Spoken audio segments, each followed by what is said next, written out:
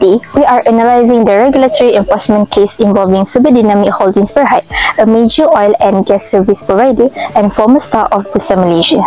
The crisis erupted in 2021 when KPMG, the company's external auditor, flagged over 3.5 billion ringgit in highly dubious sales transactions and customer balances. Rather than addressing these concerns, this company disputed the findings and even initiated a lawsuit against its own auditor. This triggered intense scrutiny from the Securities Commission and Bursa Malaysia. The core issue: Serba Dinamik was accused of providing false or misleading financial statements, specifically overstating revenue 6.1 billion ringgit, which severely compromised market transparency and misled investors.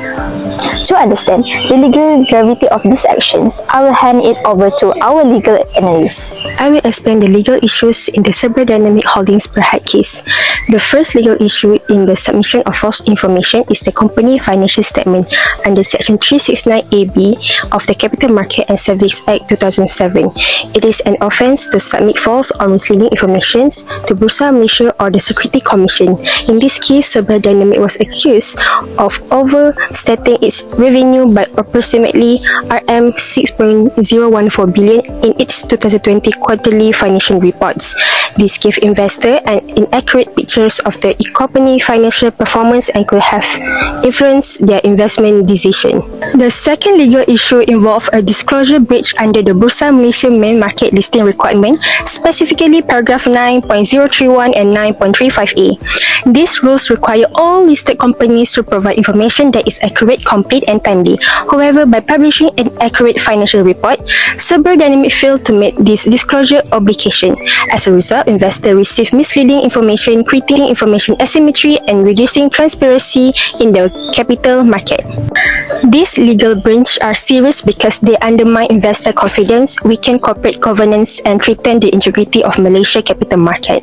Therefore, the Security Commission has sufficient legal grounds to take enforcement action against the company and the responsible officer. This brings us to part 3, where we will explain how the Security Commission investigates the case, gather evidence and enforce the relevant law. I'll be walking through for the Securities Commission's enforcement analysis on Serba Dinamik. The former Securities Commission investigation was triggered in May 2021 after external auditor KPMG flagged over RM 3.5 billion in highly dubious transactions. Exercising its statutory power under the Security Commission's Act, investigator swiftly raided Serba Dinamik corporate offices without a warrant to prevent the destruction of crucial financial data. To build a watertight case of deliberate financial fabrication, the Security Commission amassed 3 types of evidence. Alright, for the first documentary evidence, they found the overstated revenue estimate of 6.014 billion in the 2020 quarterly report, backed by hundreds of fake physical delivery orders, supplier contracts and sales invoices. Second, digital evidence, deleted hard disks, accounting logs and email exchanges revealed that management explicitly instructed subordinates to falsify documentation. Third, testimonial evidence, detailed interviews with board members and auditors confirm clear executive intent to mislead the public. This evidence culminated in criminal charges in December 2021 against the company and 4 top executives, including the CEO and CFO, for making false representation to Bursa Malaysia. However, instead of lengthy criminal trial, a controversial alternative enforcement outcome was reached. Following a representation letter, the Attorney General's Chambers resolved the matter outside of court under Section 373, Section 1 of the CMCA. In May 2022, a final compound settlement of 16 million was paid by Serba Dinamik and its executives, resulting in all criminal charges being officially struck off. The Securities Commission Malaysia charged Serba Dinamik and several senior officers for submitting false statements related to company's financial reporting. The case involved inaccurate revenue disclosures that could have misled investors. As the enforcement outcome, the case was resolved through a compound settlement instead of a full criminal trial. The company and the officers involved agreed to pay a total compound of RM 16 million. Following the settlement, the criminal charges were withdrawn. The Securities Commission took this action to uphold transparency, protect investors, and ensure that listed companies provide accurate financial information.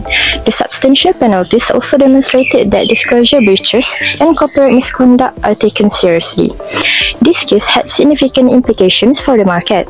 It reduced investor confidence, highlighted weaknesses in corporate governance, and reinforced the importance of accurate financial reporting. It also served as a warning to companies to comply with disclosure requirements and maintain high standard of transparency.